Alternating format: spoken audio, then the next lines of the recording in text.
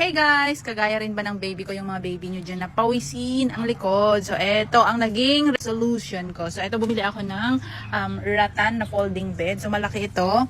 Ayan, ganyan siya kahaba. As in, 28 inches by 72 inches.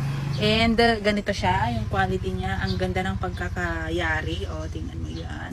Tapos, yung bakal niya matibay. O, ayan. Kasya kami dito ng anak ko. Yung anak ko, 49 kilos. Tapos ako, 65 kilos.